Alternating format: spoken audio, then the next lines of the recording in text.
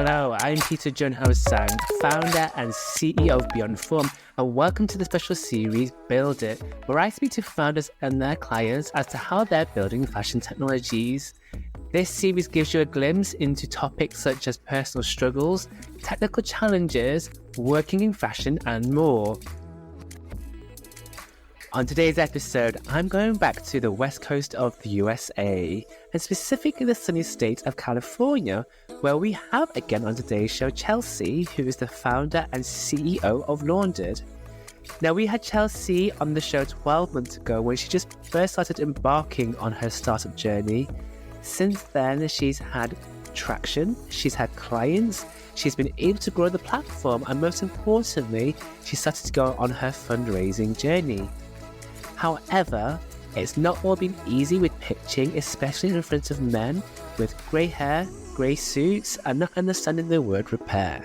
And I actually asked an investor this, female investor, I asked her, why do they give us this lip service? What can we ask for honest and blunt feedback? And she said it's just part of it. It's part of being an investor as well. But I think it's something you just have to take on the chin and decode a little bit as well. I think there's been a lot of... Let's get this conversation going with Chelsea on today's episode of Venturing into Fashion Tech. How are you today, Chelsea? I'm good, thanks. How are you doing? I'm good, thank you. Looking forward to today's conversation. We're doing something a little bit differently today. We're actually going to get you to pitch live on the screen. We heard from you 12 months ago. A lot has happened since then, especially since we started working with you. You're on your fundraising journey, and our previous episode in this series was another startup in our portfolio also raising their round as well. So it's kind of like a nice continuation from our previous round of conversation. I just want to set the scene for our listeners again in regards to where you're based and what Launderd is trying to do. So Launderd is based on the West Coast in the USA. And in terms of the value of VC investments made into California, amounted to over $81 billion in 2023. So that just gives us some context in regards to the scene in terms of fundraising, making it the state with the most dollars raised and accounting for over half of the USA's venture funding activity. Obviously, in your state, you have Silicon Valley, and that's a huge surge and amount of money going into it because of that scene there. And compared to the whole of Europe, which has only raised $62.7 billion in 2023. So I think just to contextually put that into perspective, the entire state of California raised more than the entire continent, basically. I think that says everything. And the fact that you've been able to get a lot of pitches very quickly and a lot of feedback so far in your fundraising journey over the last 6 months kind of like tells us everything. And we're going to dive into some of that feedback in today's conversation. Only 30% of startups rate access to capital and investment positively in Germany, according to the 2024 German Startup Monitor report. So obviously, Germany is not the same as California, but I think this is indicative regardless of where you are in the world. This was less than previous years. It was 33% in 2023 and 37.2% in 2022, respectively. So the confidence is going down, and I'll be interested to hear Chelsea, how you're feeling about the whole fundraising activity at the moment. For US-based female founders, which obviously you are one of those, last year also saw a rise to 22.8% of the total funding raised by them, according to PitchBook and Deloitte, which is a great number. It's going up. However, it doesn't necessarily mean it's getting easier for female founders, especially those in tech and the VC world, which is still dominated by men. And I know that you have some feedback about that subject a little bit later on. Sure. For a startup like Launderd, the point is heightened, and we're learning how to adapt storytelling for basically old men in grey suits. Yeah, exactly. So before we get onto that, it's been 12 months since we started working with you. You've now come to the crossroads of needing to fundraise. So why don't you give our listeners as to why you've chosen to go on this fundraising path? Yeah, absolutely. And thank you for the intro. Yeah, finally time to fundraise, which initially I thought would be the really exciting part of it, right? Being able to showcase what your startup is about, why this is going to change the world. And then quickly I kind of found that it is a journey, and it is a journey uphill. So it's really about putting in the reps and the numbers, and you won't be good at your pitch until you're absolutely sick of your pitch, which is what I've learned pretty quickly. And in terms of Launderd and the stage Launderd is at, why does fundraising from, angels or professional VCs make sense for you as a founder? I think venture capital and angel money is really going to help me grow as a solo founder. I think one of the biggest limitations of being a founder on your own is that you only have so much bandwidth. And so getting that funding early will really help me propel the business forward in a way that I wouldn't be able to do by myself. And so that's why now is the perfect time to look for that funding, knowing that I can't necessarily lean on friends and family to get me where I need to go in terms of angel money. Is of course because you have reached a certain stage with Launderd as well. Last time we had you on the podcast, you hadn't actually gone to market with your solution, and now you've had customers. Yes. From all over the state and actually out of state as well, which I think is amazing. Can you tell us a bit about, what you have been seeing in terms of clients, and why is that a good traction point to go to the next stage? Yeah, after we've launched into market with our MVP, we quickly saw people interested in visiting our site, which was so exciting. Pretty soon, we started accumulating new customers. And as that kind of ramped up exponentially month after month, we were able to get to a place where, it's a good problem to have. We're at capacity. And so now is the time that we have paying, excited customers who are spreading Launderd through word of mouth. Now is the time to really open up the floodgates and support more people coming in. We're going to hear your pitch in a second, but I think it's every founder's dream to be in that position. Okay, you now have paying clients, strangers. These are not, your family members asking for, a service and doing you a favor. These are actually strangers that are needing their goods repaired and cleaned and so forth. I know every time we've had a conversation, you've had, a lead and somebody wants their Louboutins or their Dior Chanel fixing in some capacity, which I think is great.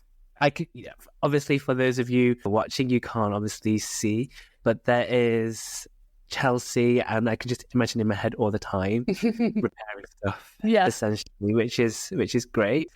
So I want to do something a little bit differently this time around, which we haven't yet done on the podcast. So for those of you that are watching on YouTube, we're now going to hear Chelsea's first pitch, shall we say, for fundraising, just to give you some context as to how that pitch, came to life. And then we're going to talk about some of the feedback that Chelsea's been given, but then has obviously subsequently given the birth to a new pitch afterwards.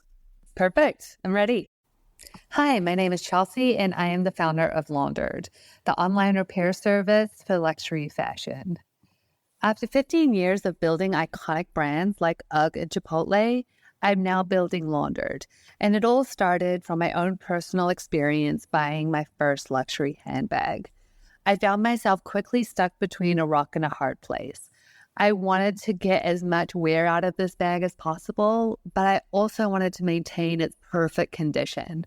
But how can I realistically do both? When I started searching for solutions that would help me keep this bag in perfect shape, I was shocked to find that the only person there to help me was my local cobbler, who didn't exactly inspire a whole lot of confidence. And then I realized, if there are 12 million luxury fashion consumers in California alone, why are we still settling for antiquated repair services that haven't innovated since the 1900s? And that's why I created Launderd. It starts with a simple online platform that allows access to high-quality repair while giving you everything a cobbler can't: the trust, transparency, and experience that we know this luxury customer craves. And so after 6 months of MVP, we're already seeing great traction. We have repaired over $200,000 worth of luxury items, and 20% of our clientele have already come back for more. And what's best is that the actual size of the prize is huge. Research shows that 77% of luxury fashion consumers are willing to invest in quality repair. And so if we could just capture California market, that would equate to a lot of money, $17 billion, in fact. And so we're looking forward to growing this brand to capture that audience and far beyond. Won't you join us? Thanks.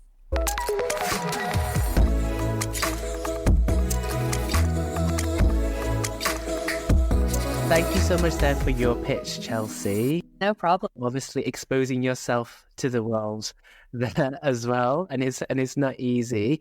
How did it feel when you did your first pitch to somebody beyond our eternal team? Oh, it was so nerve-wracking, but it's really good to rip off the Band-Aid and just get the first one done.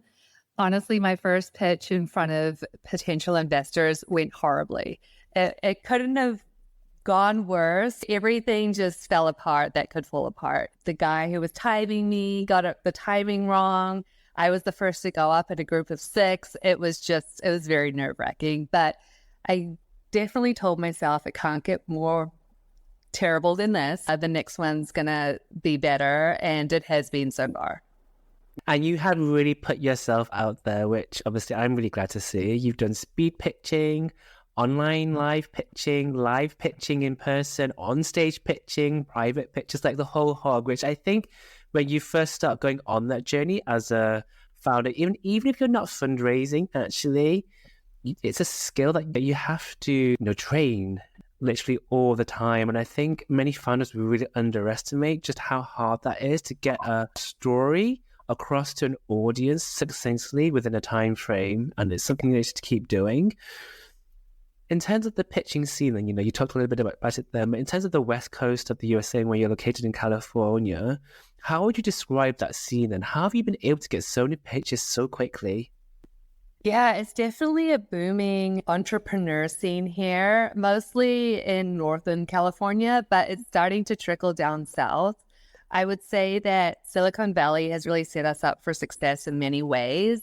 However, I think they've also set the tone for what a good investment is to some of these investors, which makes it difficult for someone who is doing something a little different to really capture their attention straight away. I think there's a lot of opportunity here. There's lots of startup help and support in terms of local agencies that are really pushing for entrepreneurship in the more localized markets. So that's where you'll get like the speed dating pitch events. You'll get a lot of like fast 60-second, 90-second pitch events. I think it's also a way for them to just test the market and see what's out there without actually putting in the effort to go out and seek places to invest. Which I think is great, because being obviously in Paris, where we are in Western Europe, it's not that easy to get in front of people that quickly, especially when you're new to the fundraising scene. But you have put yourself into people with actual money. So it just seems like there are rich people, like left, right, and center. Yeah. Where you're located. Yeah. Absolutely. I think especially Southern California, for better or for worse, we do have a wealthy amount of people that live here. So not only are they sometimes generous, but they're also looking for great opportunities to build their wealth. And out of all the different pitch formats so far, like which one do you feel is more suited to you, and which one do you think founders should really be practicing for? I think there's different approaches that I've really liked. Having the ability to have slides has been key for me as well, and a very good point of differentiation from other people pitching. But not all pitch events here allow you to have slides. I have done a 60-second pitch with no slides, which is near impossible, but those also work as well, especially if it's in a speed dating environment. You're getting in front of multiple investors all in one go. And that actually gives you the opportunity to take feedback from one and quickly pivot in your pitch to get to the next one, which has definitely helped me make my pitch exponentially better, pitch after pitch.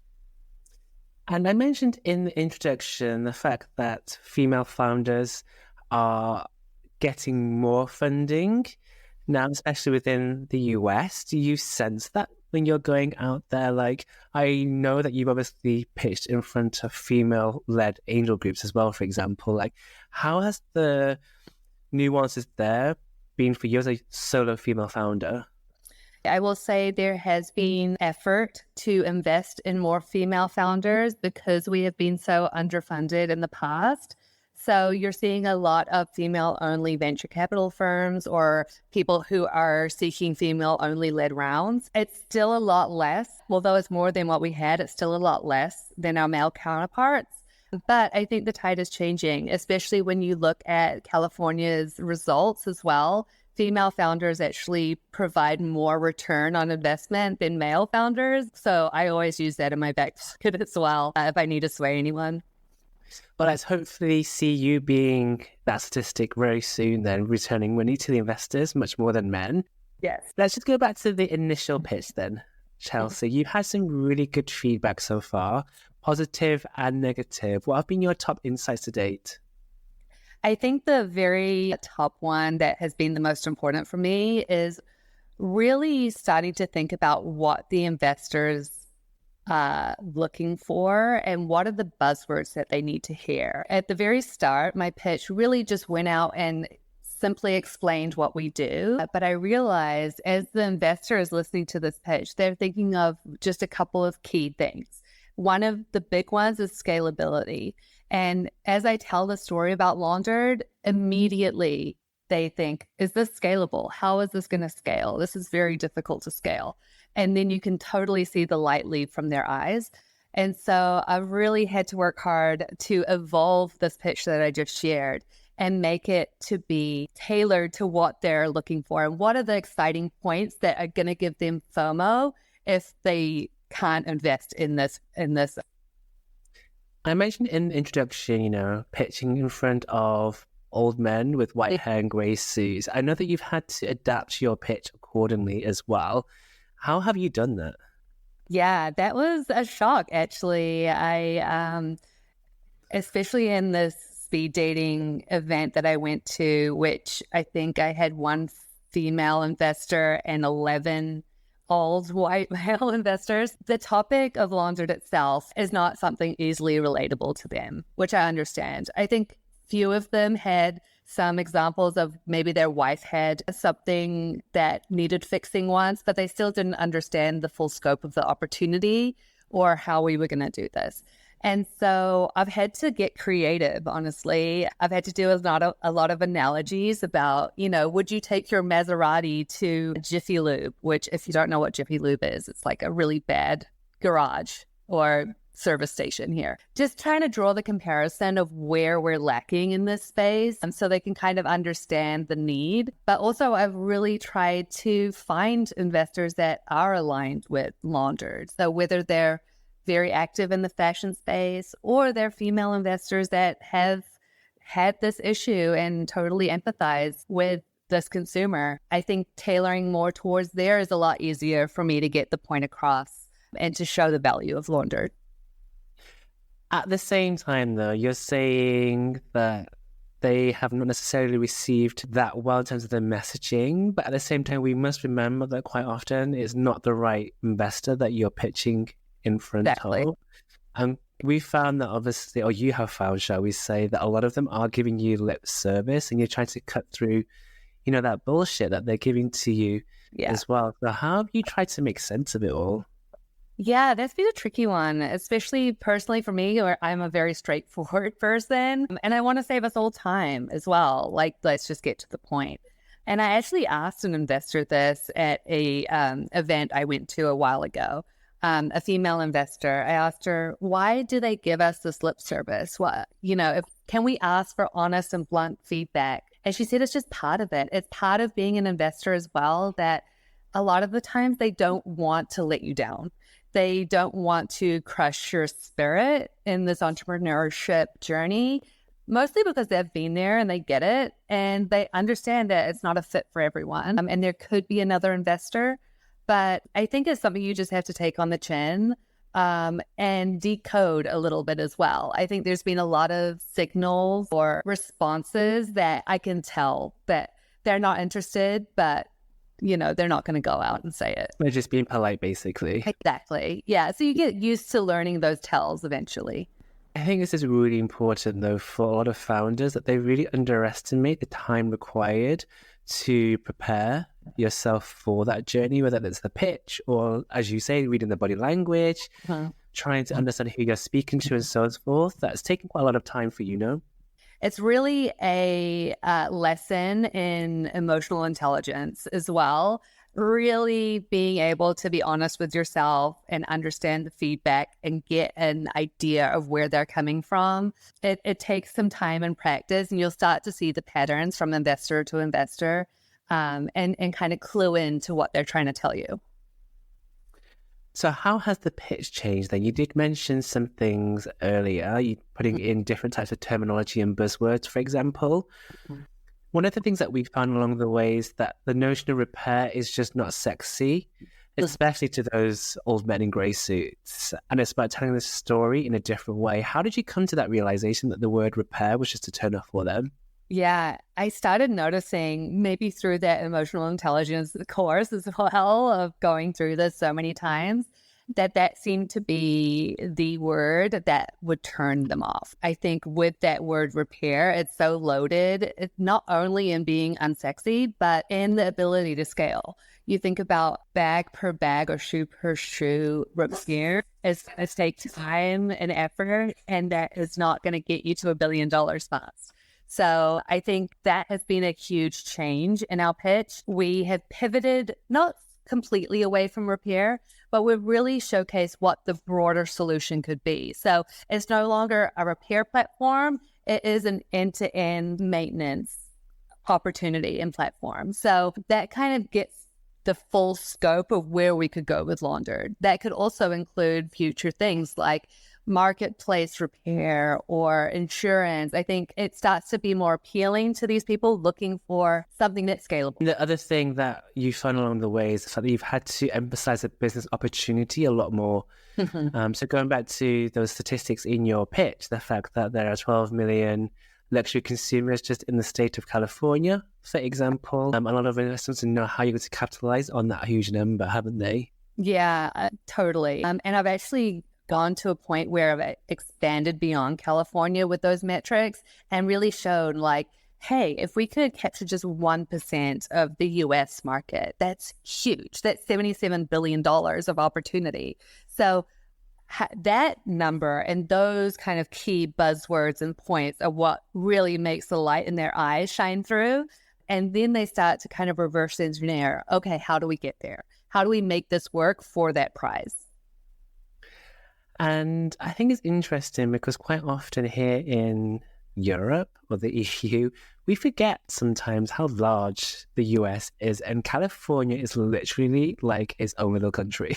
Yeah, I feel like the rest of the other states. It's crazy. I think we're like the 4th largest economy in the world or something crazy like that. Like it's huge. It's huge.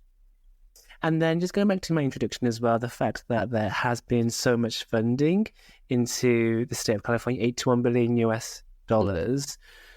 Do you think that plays in favor for technologies or platforms with fashion tech for you specifically? Yeah, absolutely. I think especially when you combine fashion tech with a solution that is maybe more sustainable or circular, you're going to have alarm bells ringing on investors' heads. They're going to want to know what the solution is. That's very big here, especially with new legislation that we're seeing that's similar to the EU. So sustainability is super hot. And if it's a tech platform, it's even hotter. As always, even if there's no traction yet. But you have traction though, so that's good. Yeah. So then my final question is, what's your advice to other entrepreneurs looking to embark on their fundraising journey? I would say just stick with it. It is a roller coaster. You're going to have highs, you're going to have serious lows, but it's a numbers game at the end of the day. And with each pitch, you're getting closer to perfecting your deck, perfecting what you're saying, finding the right investor. It's really just a journey. So it's worth pursuing and going through. You just have to stick with it. I think it's very important to remember, as you said earlier in the episode, is the fact that it is a numbers game. Mm-hmm. You need to get yourself in front of as many people as much as possible. You know, I always just think of, that Lady Gaga quote where she goes, there could be 100 people in the room, but all you need is that one yes. Exactly. And One yes. Yeah, just one. I'll take one. Any opportunity as well. Just take it up. It could be a dud. It could be there's no investors there, but end of the day, you're getting your reps in and you're learning something and getting more confident in what your pitch is going to be. And for any investors listening to this episode, we're going to link, obviously, in the description notes, a link to Launderd and also some notes about the fundraising round as well. So if you're interested in, those buzzwords of repair, circular fashion, sustainability, you go to Launderd. So I just want to finish off this episode, Chelsea, with a quick fire round of questions. So the first answer that comes to your head, are you ready? Sure. Is it fundraising heaven or fundraising hell? Both. Both. Okay. One thing you wished you knew before going on that fundraising journey? What investors are looking for. I didn't know that up front. A word to describe the last 12 months of growth? Hard work. Follow the money or follow the right investor? The right investor. Best tip from your experience on pitching? Reps. Basically do as much as you can, right? As many as you can in front of anyone. Do not be shy. I will tell a taxi driver. I will tell everyone on the moon and just get it in. Yeah, it's quite funny when you say to us, to the Beyond Forum team, that you're just practicing your car constantly as you're driving. Yeah, I'm commuting and I'll just practice it. I'll turn the radio off and there's an hour of solid repetition. So it works. Thank you so much for your time, Chelsea. Thank you so much.